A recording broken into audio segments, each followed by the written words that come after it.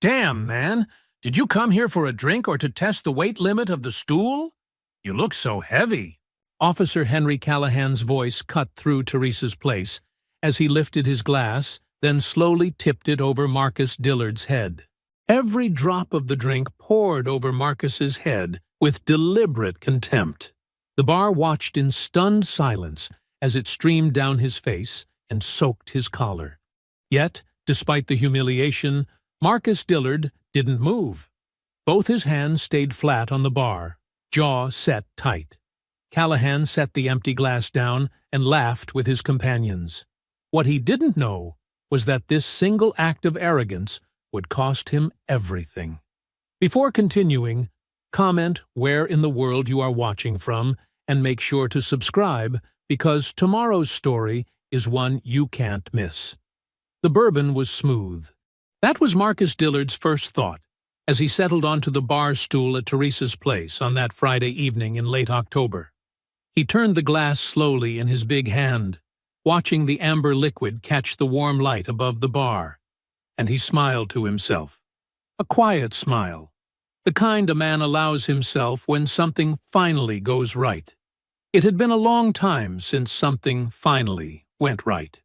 Teresa's place sat on the corner of Broad and 9th in Augusta, Georgia, and it had been there longer than most people could remember. The bar itself was dark polished mahogany, worn smooth by 30 years of elbows and conversation. Old photographs lined the walls, civil rights marches, neighborhood celebrations, faces that had since grown old or passed on. The place smelled like oak and fried catfish and something that wasn't quite perfume and wasn't quite memory, but was somewhere between the two. It was the kind of bar that made you feel like you belonged the moment you walked through the door. Marcus belonged here more than most. At 54, Marcus, Big Mark Dillard, was a hard man to miss. He stood 6 feet 4 inches and carried 280 pounds the way a mountain carries snow, naturally, without apology. His hands were the size of dinner plates. His shoulders were wide enough to block a doorframe.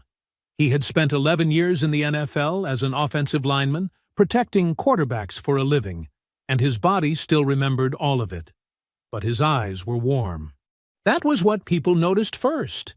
Once they got past the size, his eyes were the eyes of a man who genuinely liked people. He had earned that warmth the hard way. After football, after the knee surgery, and the slow fade from the sports pages, Marcus had come home to Augusta. He had taken a beat-up building on Walton Way and turned it into the Dillard Community Center. 15 years of his own money, his own sweat, and more grant applications than he cared to count. The center ran after-school programs, job training workshops, and a summer basketball league that kept kids off the street from June through August. It was not glamorous work. Nobody gave him a trophy for it. But every Friday evening, Marcus Dillard sat at Teresa's bar and felt like a man who had done something worth doing with his life. Tonight, that feeling was better than usual.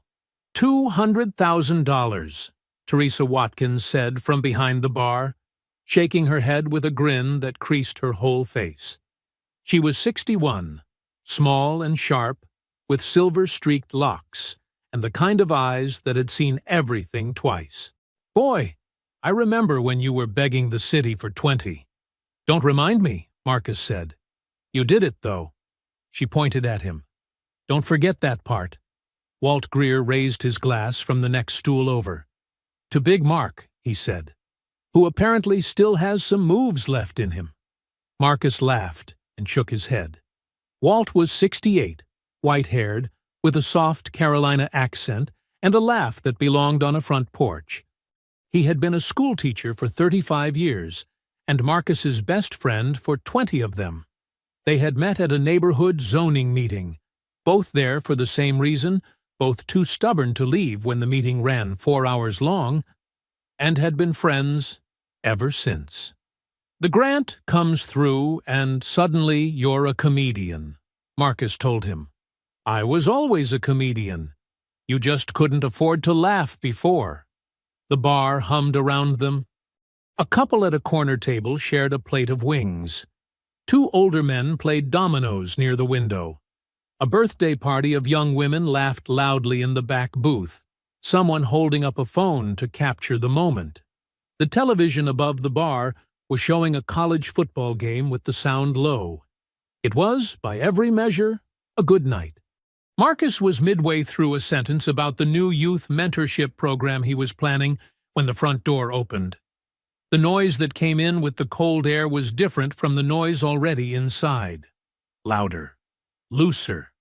The kind of noise that announces itself before it has a reason to. 3 men walked in.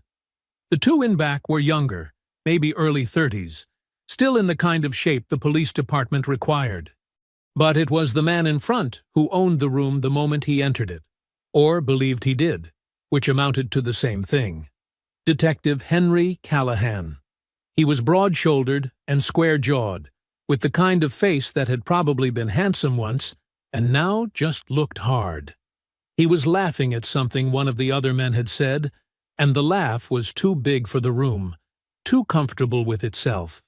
His eyes swept the bar the way a man sweeps a room when he expects to own it. Then those eyes found Marcus. And they stopped. Callahan did not move right away. He just stood there at the edge of the bar's warm light, that too big laugh dying on his face, and looked at Marcus the way a man looks at something he has decided he does not like. It was not a quick glance. It was the long, deliberate kind, the kind designed to be noticed. Marcus noticed it. He turned back to his drink. Callahan and his 2 companions settled at the far end of the bar. Teresa moved toward them with the practiced neutrality of a woman who had managed difficult people for 30 years. She took their order without warmth and without hostility. Just business. But Marcus caught the small tension in her shoulders as she turned away from them, and he filed it quietly. For a few minutes, nothing happened. The birthday party laughed in the back booth. Walt told a story about a former student that went nowhere and was funny anyway. Marcus finished his bourbon and thought about ordering another. Then Callahan's voice cut across the bar. "They make these stools extra wide down here. Or is that a special request?" The laughter from his companions was immediate, practiced, the kind that exists only to encourage.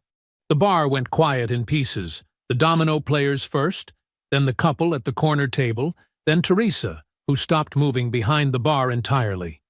Walt set his glass down. Marcus kept his eyes forward and said nothing. "I'm serious," Callahan said, louder now. "I'm trying to figure out the engineering in that situation." Marcus breathed slowly through his nose. He had heard this his whole life. He had learned that silence was not weakness. Sometimes silence was the strongest thing in the room. He stayed silent. Callahan pushed off the bar and walked closer. His companions followed at a lazy distance, drinks in hand, already smiling. "You're Dillard, right?" Callahan said. "Big Mark. You're the one who got up in front of the city council and told them to cut our overtime budget. Said the money should go to some little rec center instead." He tilted his head. "My guys worked doubles for 6 months, missed their kids' birthdays. And you decided you knew better." "I said what I believed," Marcus said quietly.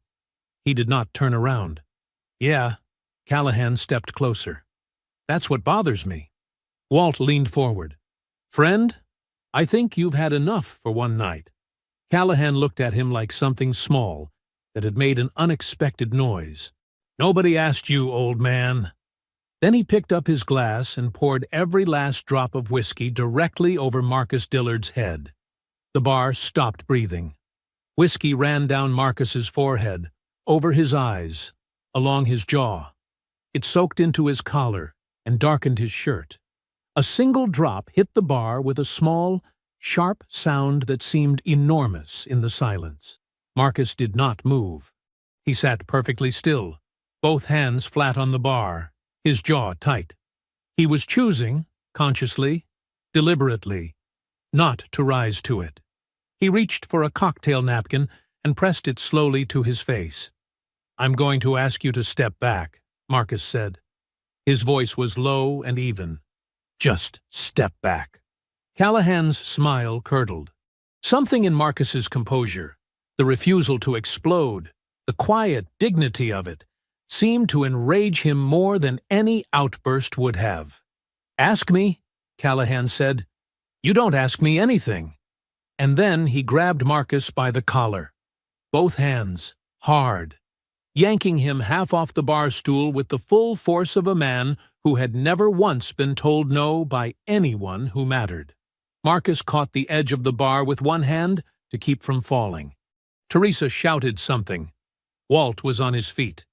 One of Callahan's companions took a half-step forward. "Henry!" the younger officer said. Callahan shoved Marcus backward. The bar stool screeched against the floor. Marcus caught himself, both feet planted, and held up one open hand, a clear, visible signal. Stop. He was still trying to end it without contact, still trying to give this man a way out. Callahan did not want a way out. He shoved him again, harder, his forearm driving into Marcus's chest, backing him up against the bar. 10 seconds. That was how long Marcus Dillard held himself back. Then something shifted behind his eyes.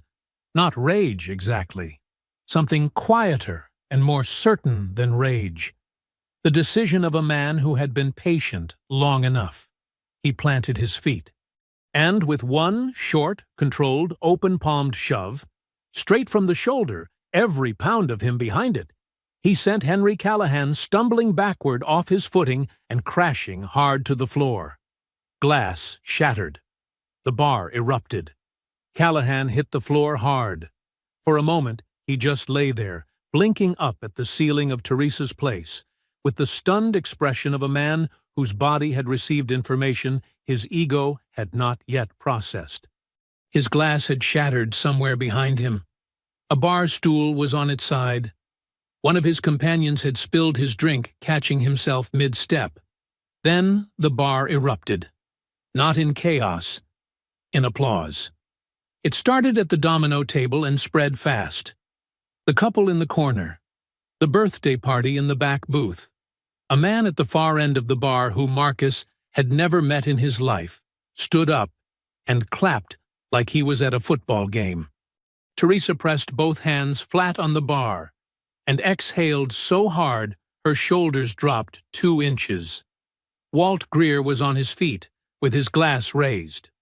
"That's enough of that," he said, to nobody and everybody at once. Callahan's 2 companions rushed forward. The younger one crouched to help him up. The other one, the bigger of the 2, thick through the neck, stepped toward Marcus, with something ugly moving across his face. "You just put your hands on a law enforcement officer," he said. "Your friend poured a drink on my head," Marcus said. "Then he grabbed me by the collar. Then he shoved me. Twice." He said it calmly, the way you state facts that don't require argument. "I defended myself." "You're going to want to think very carefully about what happens next," the thick-necked one said. Teresa moved. She came around the bar with her tablet already in her hand, and the look on her face was not fear. It was the look of a woman who had been waiting 30 years for exactly this kind of moment and had the receipts to handle it. "Let me help you think," she said. She held the tablet up so Callahan's companions could see the screen clearly. On it was the live playback feed from the bar's security system. 2 cameras, high definition, time-stamped down to the second. The footage was already rewound to the beginning of the incident. She pressed play. The bar went quiet again. This time, it was a different kind of quiet. Everyone watched. The screen showed Callahan walking over. It showed his mouth moving. It showed him pick up the glass. It showed every single drop of whiskey falling over Marcus Dillard's head, while Marcus sat completely still, hands flat on the bar, not moving, not retaliating. It showed Marcus pressing the napkin to his face. It showed him hold up his open hand. It showed Callahan grab him by the collar and shove him. Twice. It showed everything. "I've had these cameras running for 2 years," Teresa said. She was speaking to Callahan's companions, but her voice was loud enough for the whole bar to hear. "2 cameras, high definition, every angle covered." She looked at the thick-necked officer directly. "Go ahead and call it in. I will be standing right there with my attorney and this recording."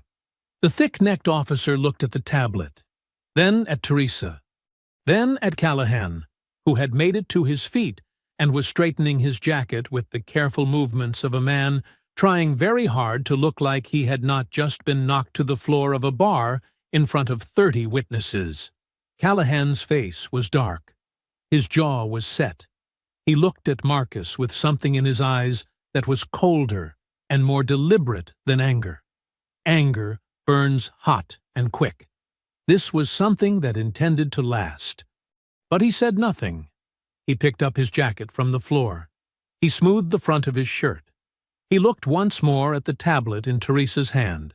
And for just a moment, something moved across his face. Not embarrassment, not remorse, calculation. Then he turned and walked out of Teresa's place without a word. His companions followed.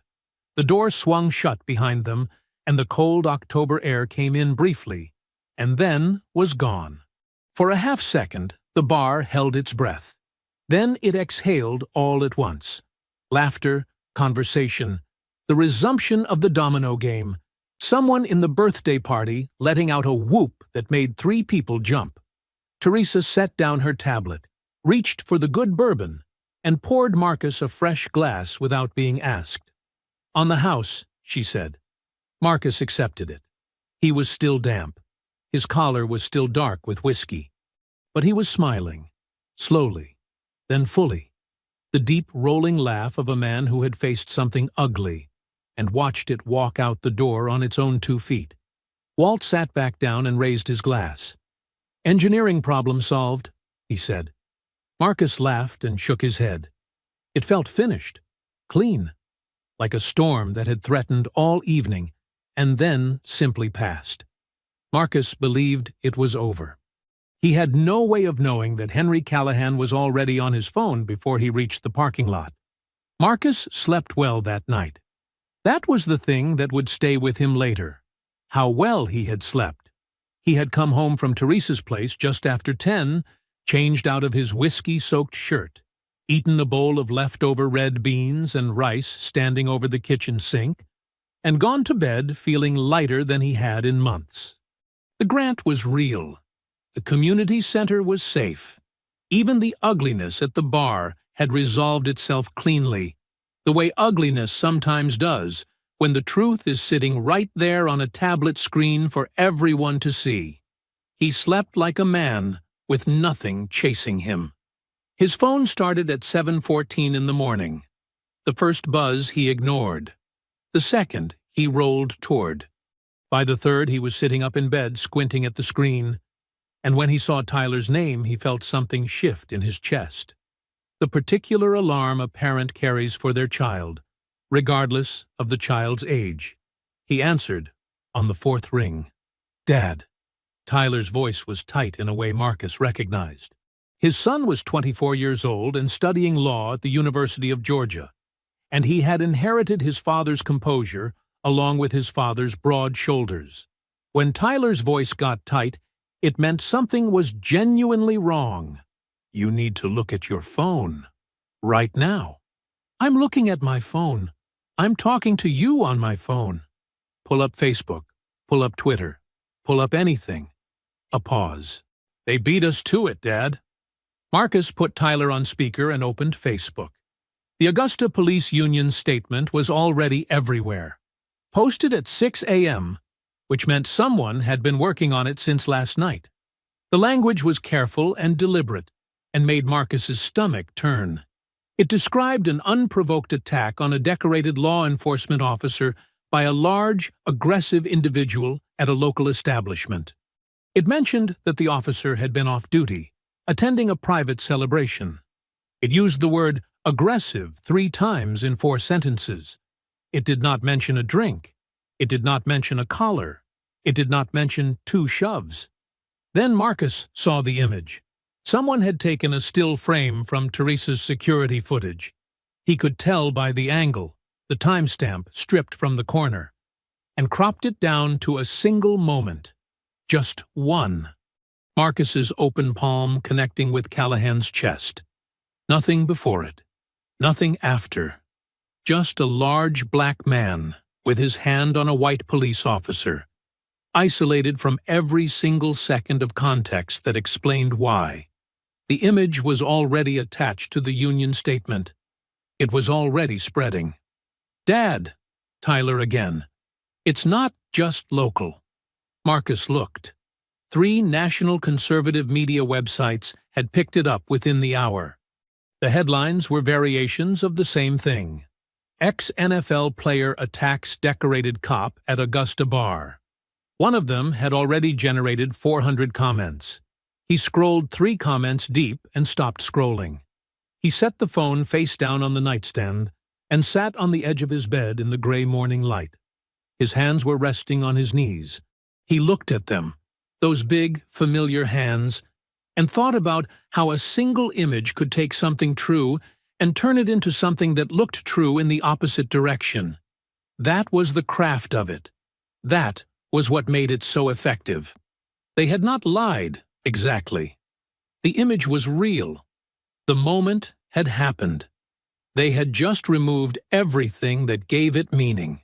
His phone began buzzing against the nightstand. Not calls, messages, notifications. The particular swarm that builds when something has found its audience. "You need to call your attorney," Tyler said. He had stayed on the line. "Today, Dad. This morning.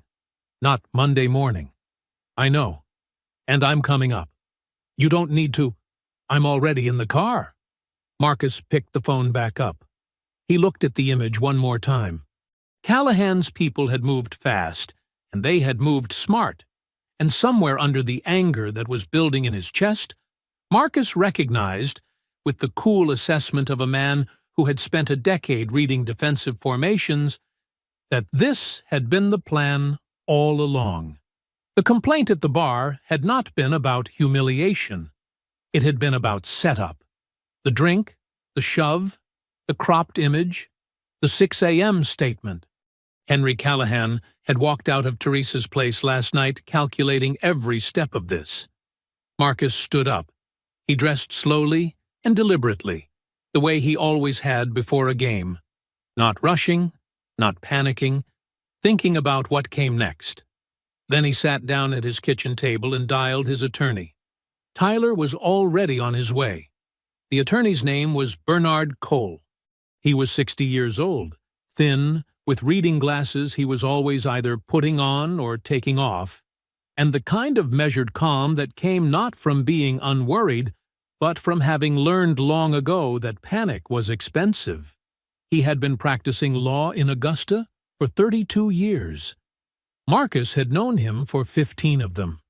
Bernard Cole did not waste words, and he did not soften things he believed you needed to hear clearly. He did not soften this. "Henry Callahan filed a formal criminal complaint this morning," Bernard said. He set a single printed document on the desk between them. "Assault on a law enforcement officer. It's a felony charge in Georgia, Marcus. That applies whether the officer is on duty or off duty at the time of the incident." Marcus looked at the paper. He did not pick it up.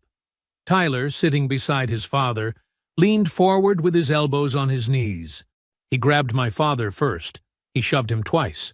There's security footage that shows the entire—" "I know what the footage shows," Bernard said. He took his glasses off. "The problem is who is going to be standing between that footage and a courtroom." He folded his hands on the desk. "The officer assigned to lead the investigation into your father's case is a man named Detective Phil Burrows. Phil Burrows and Henry Callahan came up through the department together. They've been friends for 20 years. He paused to let that settle. "And the assistant district attorney, who will decide whether to formally pursue these charges, is a man named Gavin Fallon." Marcus looked up. "I don't know that name." "You wouldn't." But you know his brother-in-law? Bernard put his glasses back on. Henry Callahan. The room was very quiet. Tyler sat back slowly in his chair. Marcus looked at the document on the desk again, really looked at it this time, and felt the full weight of what was happening arrange itself in front of him with ugly clarity. This was not a complaint filed in anger. This was a structure. Callahan at the center, a friendly investigator on one side, a family member at the DA's office on the other. It had been constructed, piece by piece, by someone who had done this kind of thing before. "What about the footage?" Marcus asked. "Teresa has everything on camera, the whole incident from the beginning." "Teresa's footage is currently our strongest asset," Bernard said carefully. "But Callahan's attorney has already contacted me this morning, informally. He suggested, and I want you to hear this word, he suggested there may be grounds to challenge the admissibility of that recording." He held up a hand before either of them could speak. "I am not saying they will succeed. I am saying they intend to try. And with the judge likely to be assigned to any related hearings, I cannot promise you the outcome." Marcus said nothing. Outside Bernard's window, Augusta was going about its Saturday morning the way it always did. Traffic moving, people walking. The ordinary, indifferent business of a city that did not know and did not care what was happening in this particular office on this particular morning. "There's something else," Bernard said. He looked at Marcus directly, the way he always did when the news required it. "Your community center's grant documentation contains a standard morality clause. A felony charge, not a conviction, Marcus, a charge, triggers an automatic funding review. Depending on how the board interprets their obligation, they may be required to suspend the grant until the matter is resolved." The words landed like something physical. $200,000. 15 years of work. The youth mentorship program he had just started planning. The summer basketball league. The job training workshops that had put 43 people back to work in the last 2 years alone. All of it sitting on the edge of a complaint, filed by a man who had poured whiskey over his head and then planned the whole next morning before he hit the floor. Marcus stood up from the meeting 2 hours later and shook Bernard's hand and walked to his car and sat in it for a long moment without starting the engine. That afternoon, the community center board held an emergency meeting. Marcus sat at the head of a table and watched 3 of his 7 board members exchange looks that told him everything about which way the wind was blowing. They were not bad people. They were scared people, which was sometimes more dangerous. No decision was made that afternoon, but the question had been asked out loud. And questions like that, once spoken in a room, have a way of not leaving. Marcus drove home alone as the sun went down over Augusta, and the silence in the car was the heaviest thing he had carried in years. The weekend had not been kind. By Sunday evening, Marcus had changed his personal cell number twice. The first number he gave only to Tyler, Bernard Cole, and Teresa. The second he gave to nobody at all, because by then it didn't matter. The community center's main phone line had received 11 voicemails since Saturday morning, and 3 of them were ugly enough that Tyler had quietly saved the recordings without telling his father how bad they were. Marcus knew anyway. Monday morning came gray and cold, the kind of October morning that felt like a warning.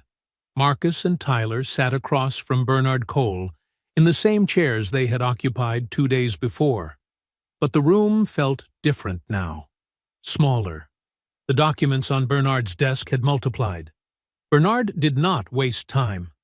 "I want you to understand the full picture," he said. He laid 3 separate sheets across the desk like he was dealing cards. "Because what we are dealing with is not one man with a grudge. It is a network, and you need to see how it connects." He walked them through it methodically. Detective Phil Burrows, assigned to lead the investigation, had been Callahan's partner for 6 years before moving to a different unit. They still golfed together on alternate Sundays. ADA Gavin Fallon, Callahan's brother-in-law, would have direct influence over whether formal charges were pursued and how aggressively, and the judge most likely to be assigned to any suppression hearings or preliminary motions was a man named Samuel Hogan, who had been photographed twice at departmental charity events standing next to Callahan with the comfortable proximity of old friends. Tyler stared at the sheets.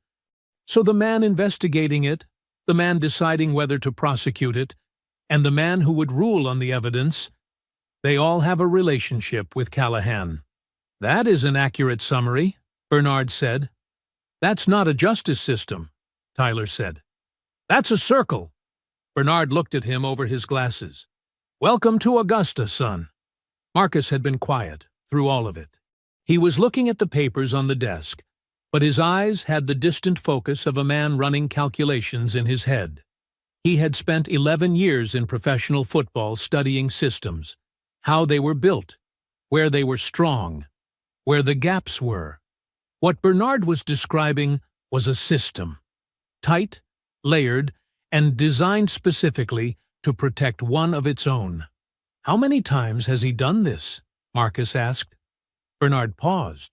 Done what, specifically? Filed complaints. After he started something. Used the system to flip the story. Marcus looked up. How many times? Bernard removed his glasses slowly. That is a question worth pursuing, he said, but I don't have that answer yet. Tyler did. Or rather, he knew who did. He had been thinking about it since Saturday morning, turning the name over in his mind the way you turn over a key when you're trying to remember which lock it fits. Violet Gilbert, Atlanta Journal-Constitution. He had come across her work 8 months ago in a research paper he was writing for his criminal procedure class, a 3-part investigative series she had written on misconduct patterns in mid-sized Georgia police departments. She was meticulous, she was fearless, and she had been, according to the paper's archives, actively covering Augusta PD for the better part of 3 years.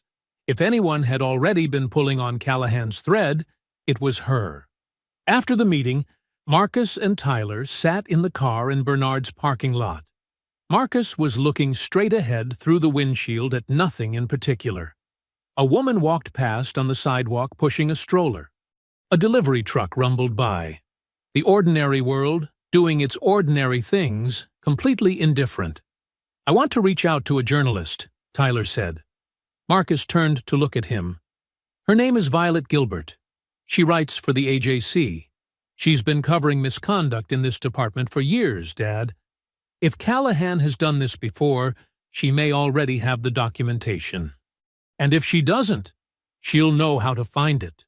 Tyler held his father's gaze. We can't fight this thing in a closed room. They own the closed room.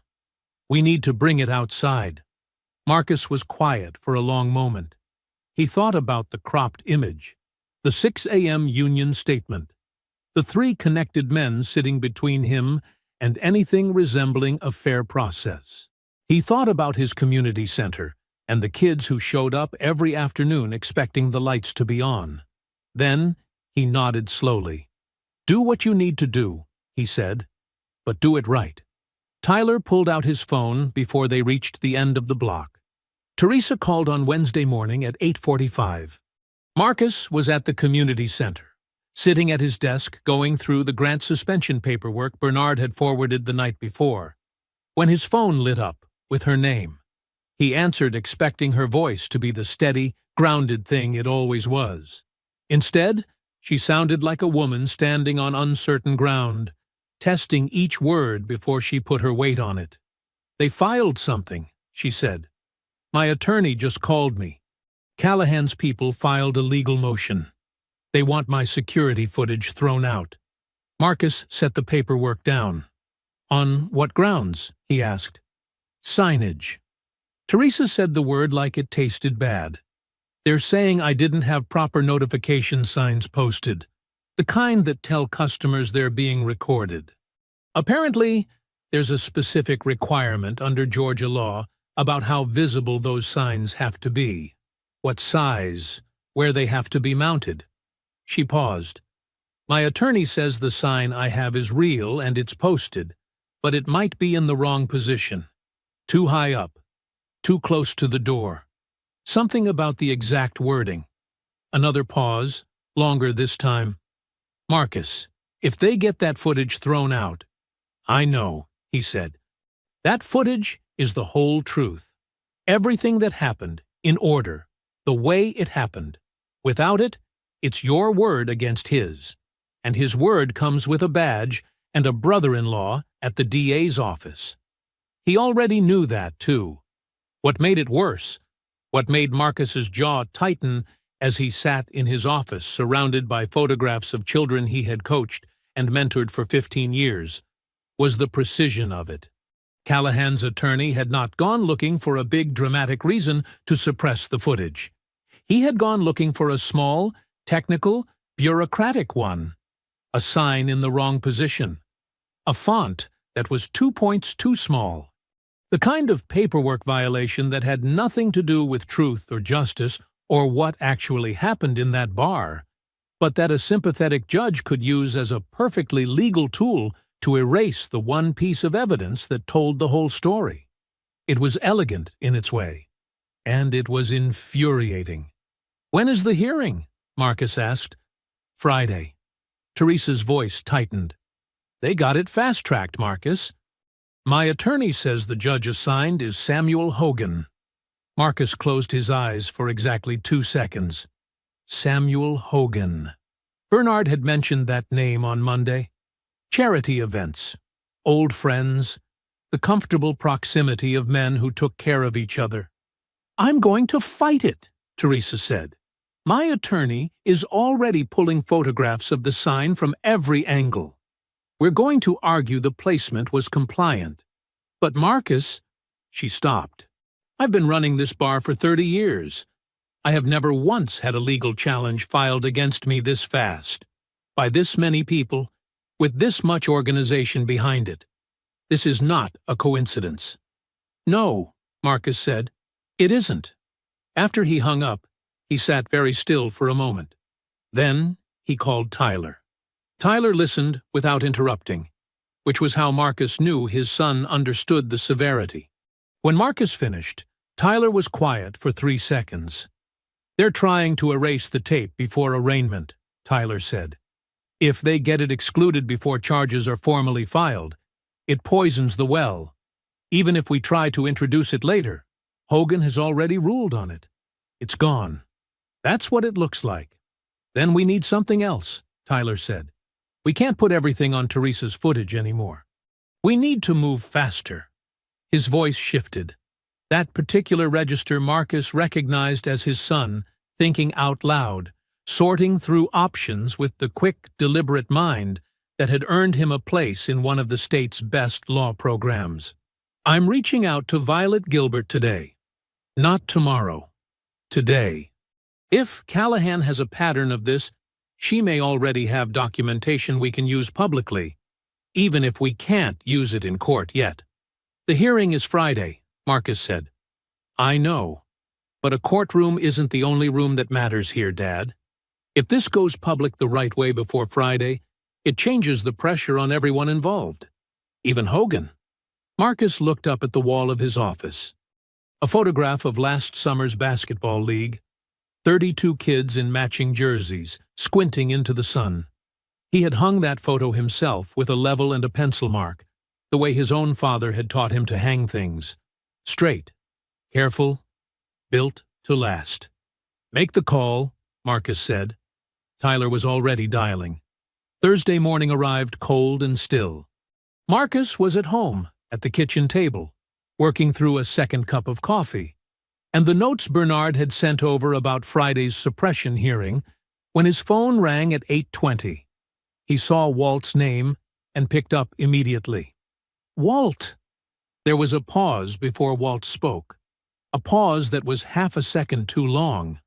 When Walt Greer's voice came through, it had a careful, controlled quality that did not belong to it, like a man reading from a script he had rehearsed twice, and still wasn't sure he had memorized.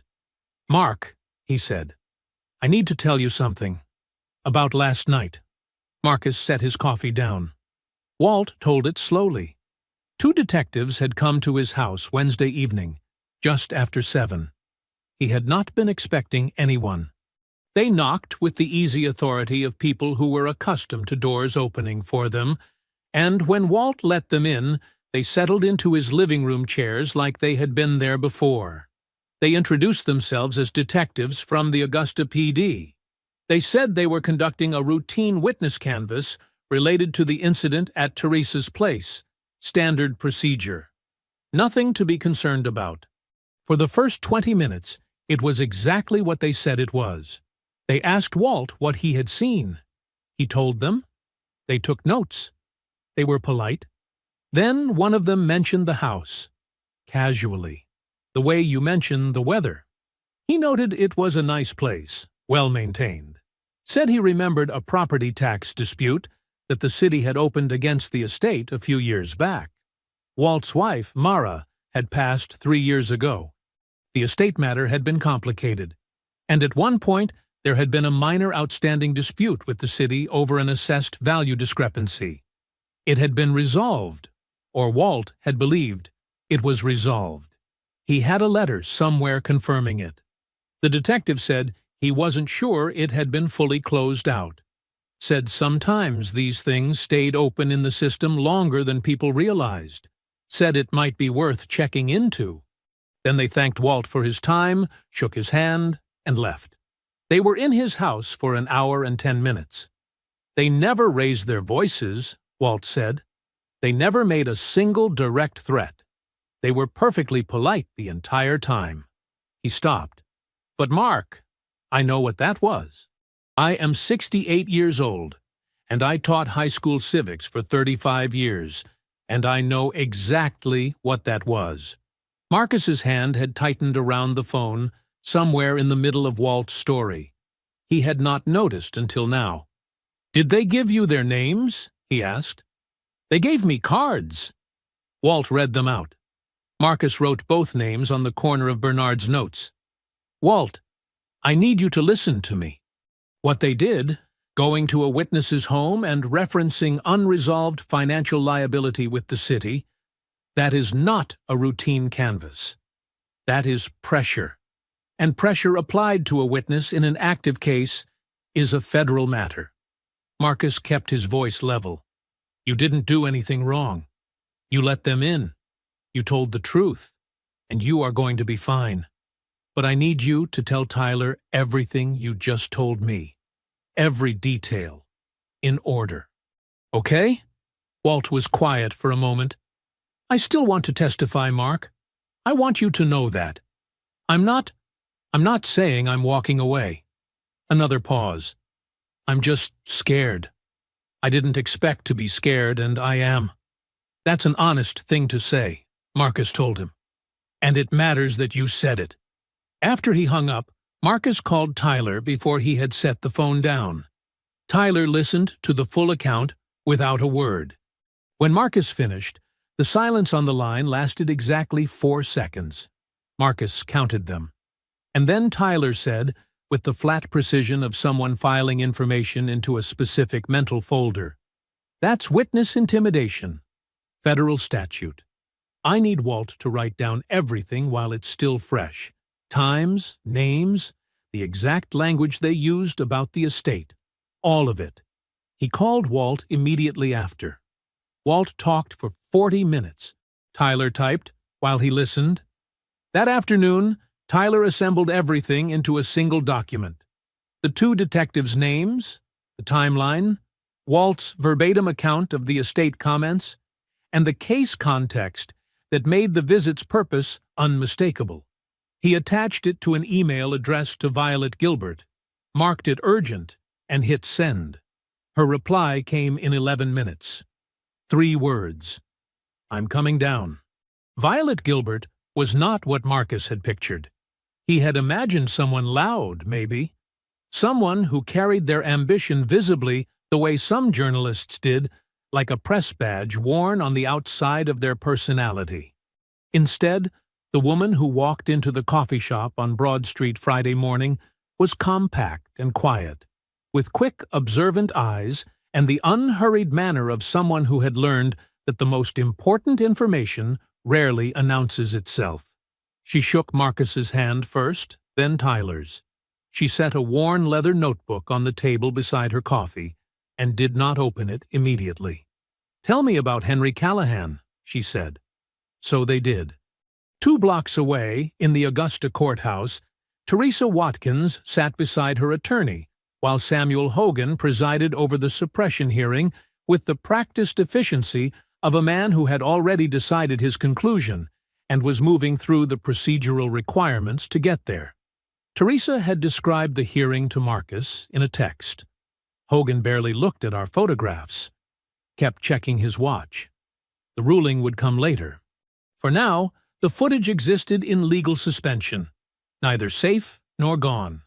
While the world outside the courthouse moved at its own speed, Tyler laid everything out for Violet in sequence. He had brought the full document package he had assembled over the past week, printed, organized, tabbed. The 3 prior complaints against Callahan, sourced from public records requests Tyler had filed the previous year during a law school research project that had, by pure chance, crossed Callahan's name. Each complaint described a pattern: an altercation initiated by Callahan, a counter-complaint filed against the other party, and a quiet internal resolution that left Callahan's record clean and the other party with nothing. 2 of the 3 complainants were black men. One was a Latino teenager who had been 17 at the time. Violet read without interrupting. She turned pages slowly, and her pen moved in small, precise marks in the margin of her notebook. Then Tyler placed Walt's written account on top of the stack. The Wednesday evening visit, the 2 detectives, the estate, the careful, threatening politeness of men who understood that a threat does not require a raised voice to land. Violet looked up from that one. "He wrote this himself?" she asked. "The same night," Tyler said.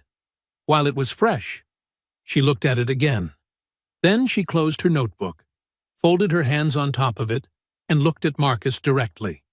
"I have enough for a preliminary piece," she said. "I want to be clear about what that means.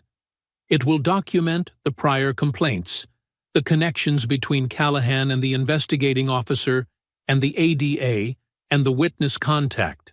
I will not print anything I cannot source." She paused. "But what I can source is significant, and I want to run it today." "Today," Tyler said. "The suppression hearing is happening right now. Your arraignment is scheduled for next Thursday. If this story runs before that ruling comes down, it changes the environment. It changes what it costs people to keep moving in the direction they've been moving." She looked at Marcus. "I've been watching this department for 3 years. Callahan's name has come up before. I just never had a case public enough to build around." She was quiet for a moment. "I'm sorry it had to be yours." Marcus nodded once. "Run it," he said. The piece went live on the Atlanta Journal-Constitution's website at 4:17 that afternoon. By 5 o'clock, it had been shared 1,400 times. By 6, it had been picked up by 2 national news networks. By 7, a crowd of roughly 60 people had gathered outside Augusta PD headquarters with handmade signs, and by 8 that number had more than doubled. The DA's office released a statement at 8:45. They were reviewing all elements of the Marcus Dillard case in light of newly surfaced information. At 9:15, Marcus's phone rang. It was a member of the Grant Board. Not a cold official voice this time, but the personal cell of a board member he had known for a decade. The man said they were standing by, that they were not pulling funding while the facts remained publicly contested, that they believed in Marcus and in the work the center did. Marcus thanked him and hung up. He was sitting at his kitchen table.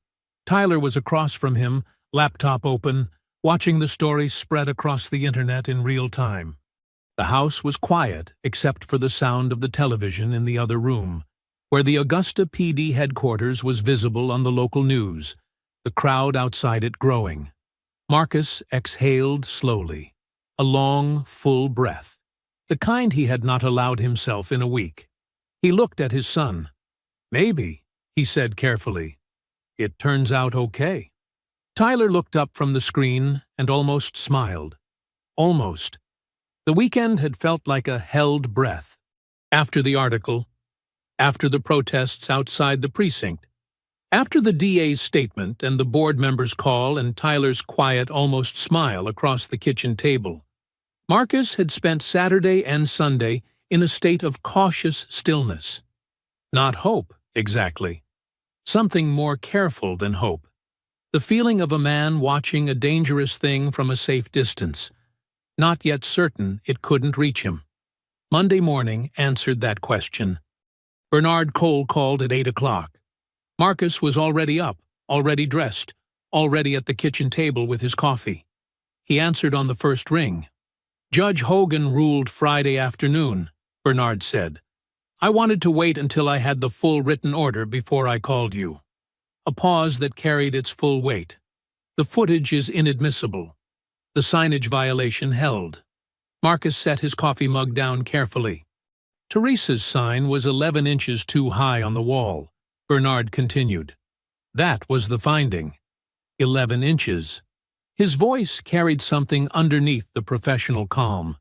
A quiet, contained outrage that a man of his experience and discipline would never let fully surface. The motion was granted. The footage cannot be introduced as evidence in any criminal proceeding. Marcus said nothing. Outside his kitchen window, Augusta was a gray Monday morning. Clouds low, air cold, a garbage truck moving slowly down his street with the patient indifference of machinery.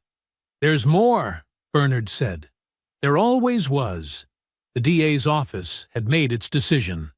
With Callahan's brother-in-law, Gavin Fallon, still in place, still operating without recusal, the office was moving forward with the felony assault charge. Marcus was to present himself for formal processing that afternoon.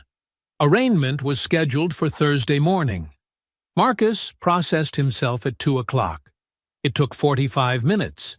He sat in a plastic chair and answered questions in a flat, level voice, and did not allow his face to show what was happening behind it.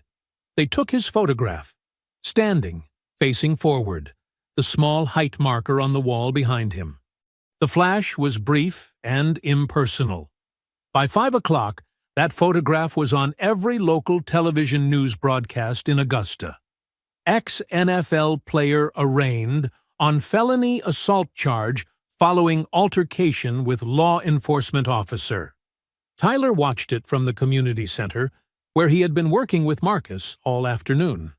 He turned the television off before Marcus could see it. Marcus had already seen it on his phone. At 6:15, the grant board called. It was not the same voice as Friday night. The warm, personal call from a decade-long colleague. This was the board's official chairwoman, and her voice had the formal, reluctant quality of someone reading from language that had been reviewed by an attorney before it was spoken aloud. The morality clause had been triggered by the formal charge. Effective immediately, the $200,000 grant was suspended pending resolution of the criminal case. The community center was required to cease 2 of its 3 active youth programs within 30 days. Marcus thanked her. He used those exact words, "Thank you," and hung up. He sat at his desk in his office and did not move for a while. At 7:30, Walt called. Marcus could hear it in the first syllable, the guilt and the grief and the exhaustion of a man who had been carrying a weight he could no longer hold. "I can't do it, Mark." Walt's voice was barely above a whisper. "I want to. God knows I want to. But I'm 68 years old, and I'm alone in this house, and I don't have the fight in me that you have." "I never did." A long pause filled with the sound of an old man trying to hold himself together. "I'm sorry. I am so sorry." Marcus told him it was okay. He told him he understood. He meant both things, and he also felt something crack quietly in his chest as he said them. At 8 o'clock, Henry Callahan appeared on the Channel 6 Evening News. He was standing outside Augusta PD headquarters in a pressed shirt, accepting his departmental commendation from the deputy chief. He shook hands. He smiled for the camera.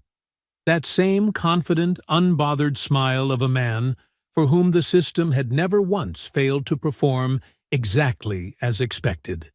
He said he was grateful for the support of his department and his community. Marcus turned the television off. He walked back to his office. He sat down in his chair. The photographs on the wall looked back at him. Children in basketball jerseys, teenagers holding certificates, a community built year by year from nothing. He looked at them for a long time. Then he put his head in his hands. The room was very dark and very quiet. Tyler was on his father's porch before sunrise. Marcus heard the car first. The familiar engine, the specific sound of his son's door closing with the firm, purposeful click of someone who had somewhere to be. He was already awake. He had not slept much. He had lain in the dark for most of the night, staring at the ceiling with the particular wakefulness of a man whose mind refuses to stop working even when his body has nothing left. He had the front door open before Tyler reached the steps. His son looked like he hadn't slept either. He was still in yesterday's clothes, a legal pad tucked under one arm, and his phone in his hand. And there was something in his eyes that Marcus recognized. Not desperation, not panic, but the focused intensity of a person who has spent all night turning a problem over and over until they found the angle that hadn't been tried yet. "I need to go back to the bar," Tyler said. "And I need you to stay here." Marcus looked at him. "What are you looking for?" "Something Callahan forgot about," Tyler said. "Something nobody thought to ask about." He held the doorframe with one hand. "Dad, Teresa's footage got thrown out because it belonged to the establishment. The suppression ruling covers recordings made by the bar's own security system. But it does not cover footage recorded by private citizens on their personal phones." He paused. "That night, there were other people in that bar, and some of them had their phones out." Marcus was quiet for a moment. He thought back to that Friday evening. The birthday party in the back corner booth. He had registered them peripherally, the way you register background noise in a familiar space. A group of young women, laughing, someone holding a phone up to capture the celebration. He had noticed them, the way you notice a song playing in another room. They had been there. They had been recording. And they had been gone before the police arrived, or the gravity of the situation announced itself. "Go," Marcus said. Teresa's place didn't open until 10 on Tuesdays, but Teresa was always there by 8. She opened the door for Tyler in her apron with a dish towel over one shoulder, and when he explained what he was looking for, she sat down at the bar and thought about it with the careful seriousness of someone who understood exactly what was at stake. "The birthday party," she said slowly. "Yes. Corner booth. 8 women, maybe 9. Young, late 20s, I'd say." Teresa folded the dish towel in her hands, thinking. "They had a reservation. I remember because they called ahead for the booth specifically. They wanted the big corner one." She was quiet for a moment. "Several of them had their phones out all evening. I remember thinking they were filming the whole night. Birthday content." She looked at Tyler. "They left before everything happened with the police coming. Before I even realized I should be getting people's information." "Do you have any record of the reservation?" Tyler asked. "A name? A phone number? A credit card on the tab?" Teresa moved behind the bar and opened her reservations book. A physical ledger, handwritten, which she had kept by personal preference for as long as the bar had been open. She ran her finger down the page for that Friday. "Chandler," she said. She turned the book toward Tyler. "Party of 8. Reservation under Chandler." Tyler wrote it on his legal pad and underlined it twice. He drove home and sat at the kitchen table with his laptop open and his legal pad beside him and began to search with everything he had. The date, the last Friday of October. The location, Teresa's place, Augusta. The name, Chandler. He worked through Facebook first, searching event check-ins and tagged posts, then Twitter, then Instagram, which had become the natural home of birthday documentation. The stories, the group shots, the small captured moments of celebration that people posted without any awareness of what else their cameras might have caught. He searched for 2 hours. He almost missed it. It was a post from 3 days before the incident. A countdown. Birthday week starts now. Tagged in Augusta, Georgia. The account belonged to a woman named Jasmine Chandler. 29 years old, her bio said. Augusta, G.A. Tyler scrolled her profile with the focused care of a man diffusing something. And there, the last post before the night of the incident. A photograph. 6 women crowded into a corner booth, laughing, glasses raised. The location tag clear and specific. Teresa's place. Tyler sat back in his chair and looked at the screen for a long moment. Then he picked up his phone. The message Tyler sent was careful.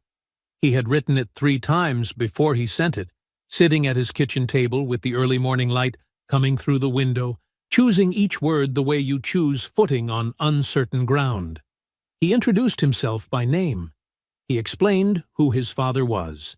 He described, plainly and without drama, what had happened at Teresa's place that Friday evening and what had happened in the days since. He told Jasmine Chandler that he believed she might have been there that night, and that if she had recorded anything at all, it might be the only thing standing between his father and a felony conviction for defending himself. He read it one final time. Then he sent it and set the phone face down on the table and made himself eat breakfast. The phone buzzed 22 minutes later. I remember that night. I had no idea any of that happened. Call me. Tyler called. Jasmine Chandler's voice was clear and direct, with the particular alertness of someone who had just read something that rearranged their understanding of an evening they thought they already knew. She told him she and 7 friends had been celebrating her friend Carla's birthday. They had reserved the corner booth specifically because it fit the whole group. She remembered the bar being warm and loud and good. She remembered the commotion near the front, a crash, raised voices, applause, and assuming it was just bar energy, the kind of random noise that happens on Friday nights. She and her group had gathered their things shortly after and moved on to another spot. She had not connected it to anything significant. She had not known there was anything to connect. That night, Tyler said carefully, "Were you recording? On your phone?" A pause. "I record everything," she said. "Carla's birthday. I was getting it all. The toasts, the group moments. I had my phone out pretty much the whole time we were there."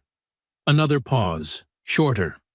"The story expired off my Instagram the next morning. I didn't post most of it publicly, but I save everything to my camera roll before it disappears." Tyler's grip on the phone tightened. "Jasmine," he said, "I need to ask you to look at something. Before we say anything else, I need you to go to your camera roll and look at the videos you saved from that night." The silence that followed was 40 seconds long. Tyler counted them. "Oh," Jasmine said quietly. Just that one word, but the weight of it told him everything. They met that afternoon at a coffee shop on Washington Road. Tyler, Marcus, Bernard Cole, and Violet Gilbert, who Tyler had called from the car on the way over. Jasmine arrived 5 minutes early, a young woman in a gray jacket with natural hair and careful eyes, holding her phone in both hands like she already understood she was carrying something important. She sat down across from Marcus and looked at him for a moment. "I'm sorry this happened to you," she said. Marcus nodded. "Thank you for being here." She placed her phone on the table and opened her camera roll and found the video without hesitation. She had already watched it twice that morning, she told them. She turned the phone so they could all see the screen and pressed play. The video began as what it was meant to be, a birthday.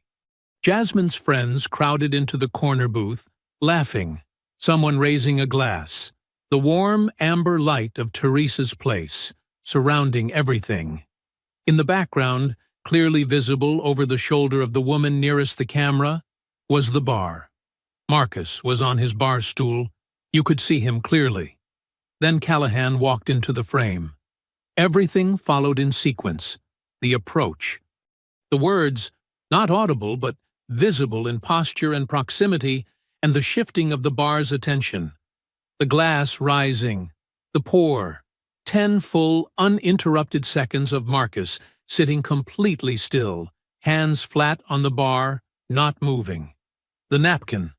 The open hand held up in plain view. Then the grab. The shove. The second shove. Then Marcus rising, and what came after. The timestamp in the corner of the screen was intact, unbroken, and precise. Bernard Cole leaned forward. He watched the final seconds twice. Then he sat back in his chair and removed his glasses and pressed 2 fingers to the bridge of his nose. This footage was recorded on a private citizen's personal device, he said. It was never part of Teresa's establishment system. Hogan's suppression order does not touch it. He looked up. This is completely and fully admissible. Jasmine Chandler looked at Marcus across the table. Tell me what you need me to do, she said. For the first time in days, Marcus Dillard looked like himself again. Tyler drove to Walt's house alone.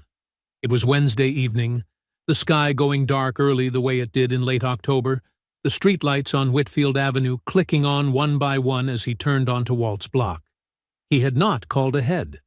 He had thought about it and decided against it, because a phone call gave a man the option of saying no before he had seen what Tyler needed him to see. Walt answered the door in his cardigan and reading glasses, a paperback in one hand, and the expression on his face when he saw Tyler was complicated. Relief and guilt in equal measure. The look of a man who had been alone with something heavy and was not sure whether a visitor made it better or worse. "Come in," Walt said quietly. The house was warm and neat and full of the particular stillness of someone who lived alone and had made their peace with it. Photographs of Mara on the mantel, a stack of library books on the coffee table, the television off. Tyler sat on the couch, and Walt took the armchair across from him, setting his paperback face down on the side table, and for a moment neither of them spoke. Tyler did not argue. He did not plead. He did not say a single word about courage or friendship or what was right. He opened his laptop and pressed play. Walt watched the video in complete silence. His hands were folded in his lap. His reading glasses caught the screen's light. He watched Callahan pour the drink. He watched Marcus sit still for 10 full seconds with his hands flat on the bar. He watched the grab, the shove, the second shove. He watched Marcus rise and respond. When it ended, Walt asked him to play it again. Tyler played it again. Walt watched it the second time with the focused, deliberate attention of a former teacher, reviewing something he intended to be certain about. When it finished, he sat back in his armchair and looked at the middle distance for a long moment. The house ticked quietly around them. Somewhere outside, a car passed. Then Walt Greer looked at Tyler and said, "I was there. I sat on that bar stool, and I watched every second of what that video just showed me." His voice was steady now, in a way it had not been on the phone. "I am not going to let them rewrite what I saw with my own eyes." Tyler exhaled slowly. "I need you to do one more thing," he said carefully. "The detectives who came to your house last week, the estate comments, the timing, the way it was framed, I need you to include all of that in a formal written statement. Because what they did to you that evening was not a witness canvas." He held Walt's gaze. That was witness intimidation, under federal statute, and if we document it properly, it becomes a weapon, not just for your testimony, but for everything. Walt nodded once. He reached for the notepad on his side table, the same one he had used for 35 years of lesson planning, and clicked his pen open. "Tell me what you need," he said. Walt wrote for an hour. Tyler sat across from him and asked clarifying questions and wrote his own notes alongside Walt's account. Every detail, the time the detectives arrived, their names from the cards they had left, the specific language used about Mara's estate, the length of the visit, the careful politeness that made the threat more effective by never stating it directly. When Walt finished, he signed the bottom of the statement in the same deliberate cursive he had used to grade papers for 3 decades. Tyler drove home and called Lieutenant Rachel Connor. He had spoken to her twice before.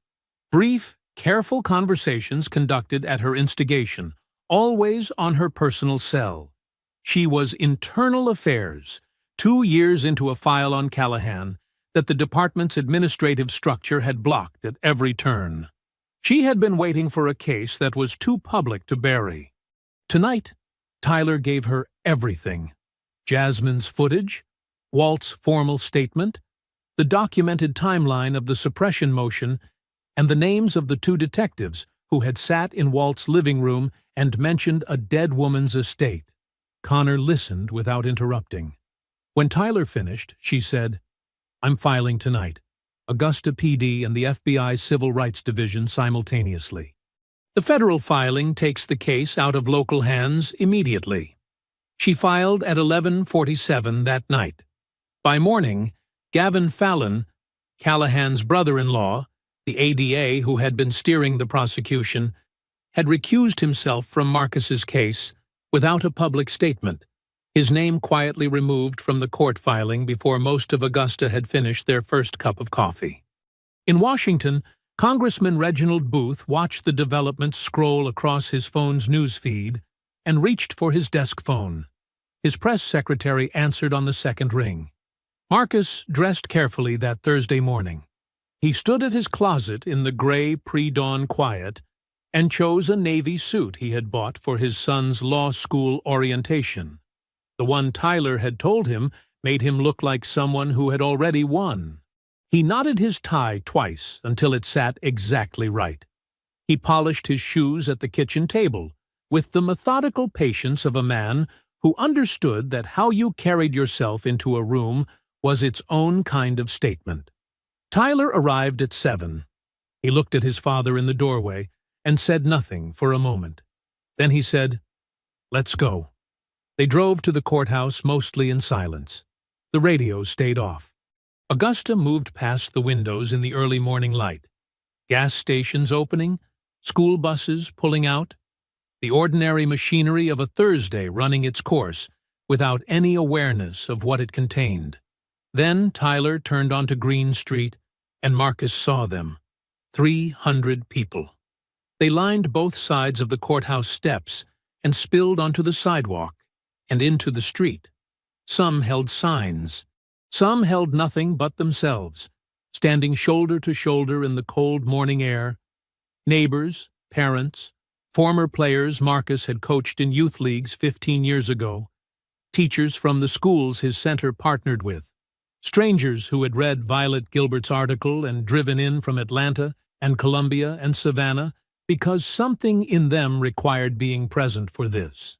Walt Greer was near the front steps, his coat collar turned up, his chin raised. Marcus looked at the crowd through the windshield for a long moment. "Dad." Tyler's voice was quiet. "I see it," Marcus said. He got out of the car. The crowd saw him before he had taken 3 steps. A sound moved through them. Not a cheer. Not yet. Something more like a collective exhale. The sound of 300 people releasing something they had been holding. Someone started clapping. It spread fast.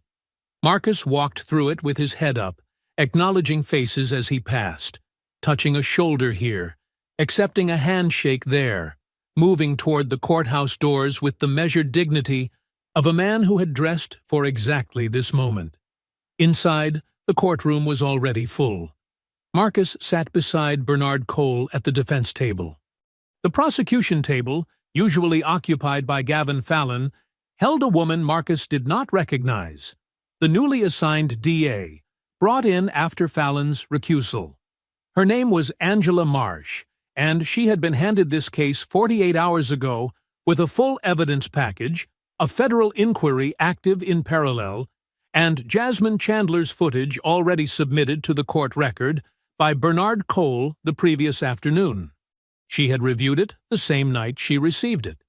Judge Samuel Hogan was not presiding. Hogan had been quietly reassigned the evening before. The federal civil rights filing had cast sufficient shadow over his prior rulings in related motions to make his continued involvement untenable. The judge who entered the courtroom that morning was a woman Marcus had never seen before. She moved efficiently, without ceremony, and called the proceeding to order with the brisk authority of someone with a full docket and no interest in theater. Angela Marsh stood before the opening statements could begin. "Your Honor," she said, "the state moves to dismiss all charges against Marcus Dillard, with prejudice." The courtroom went very still.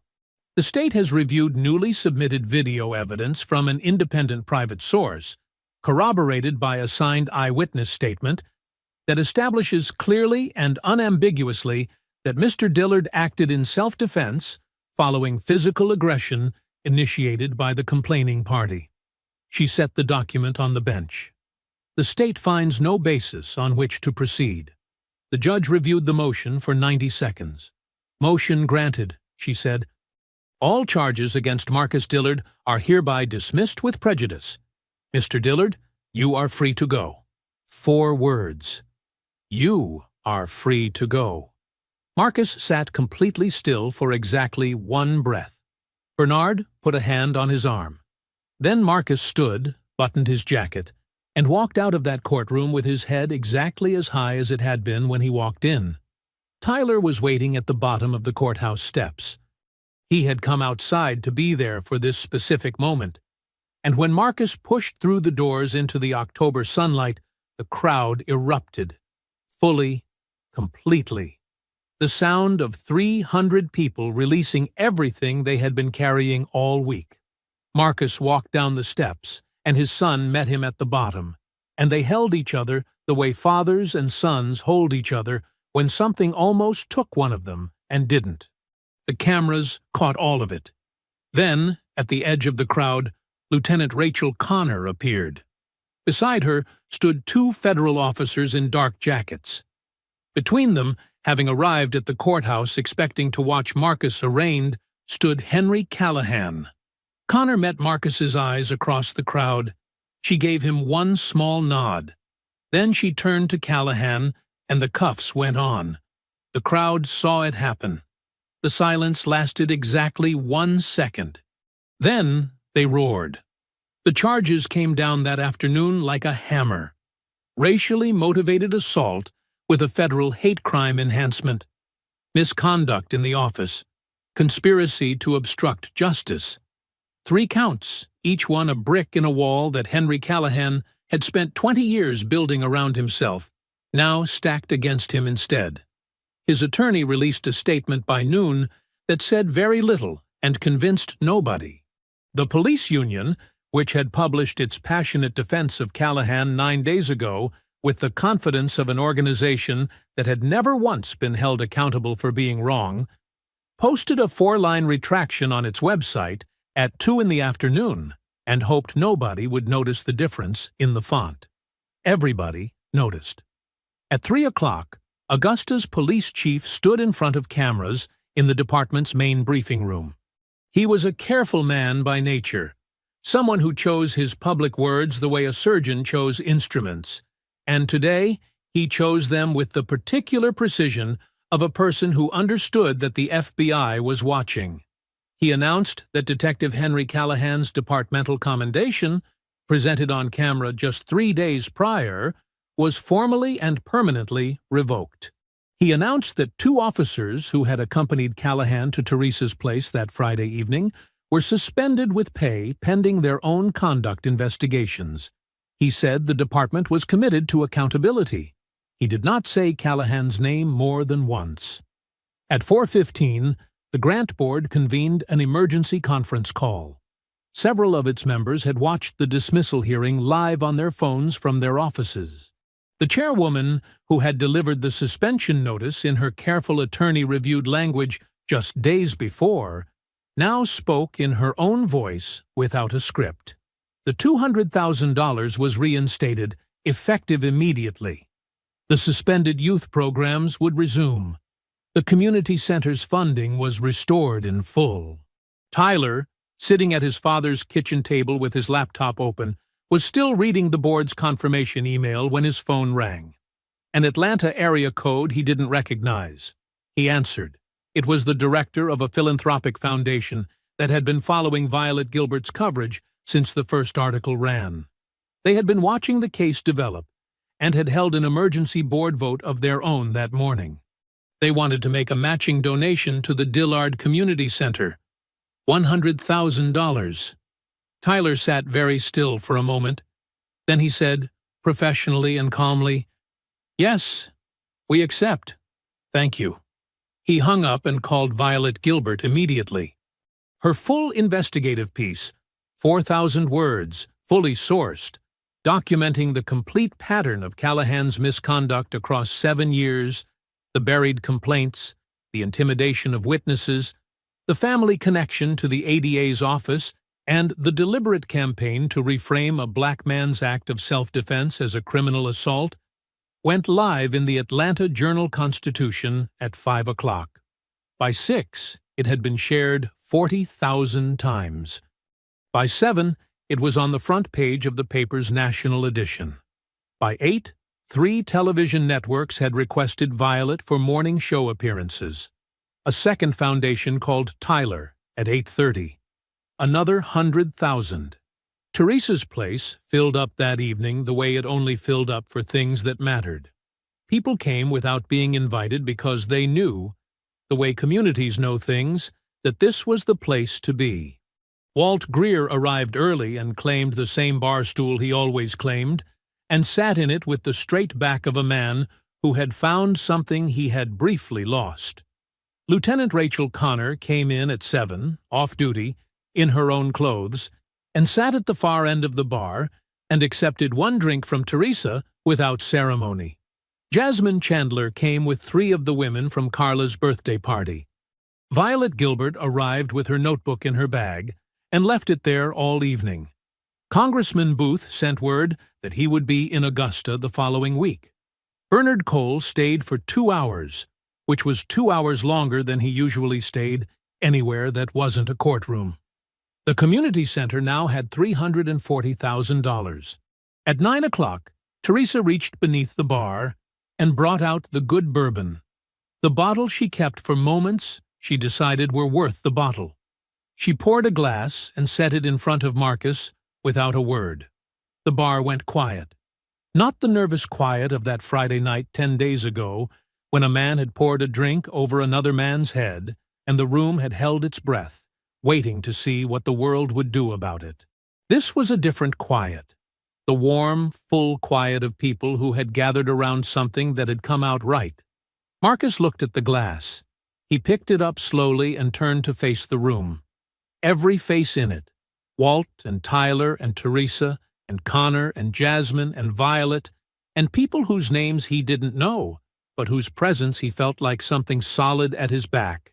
He thought about the Friday night that started all of this, about whiskey running down his face while a bar full of people watched, about a cropped image and a 6 a.m. press statement and a judge who ruled on 11 inches of wall space, about his son driving through the night, and an old teacher finding his spine, and a young woman who saved everything to her camera roll. He raised the glass. The bar leaned in. "They thought they could drown me," Marcus said. His voice was quiet enough that the whole room had to be still to hear it. "Turns out, they handed me the thing that floated me." He drank. Teresa's place shook with what came next. If you enjoyed the story, leave a like to support my channel, and subscribe so that you do not miss out on the next one. On the screen, I have picked 2 special stories just for you. Have a wonderful day.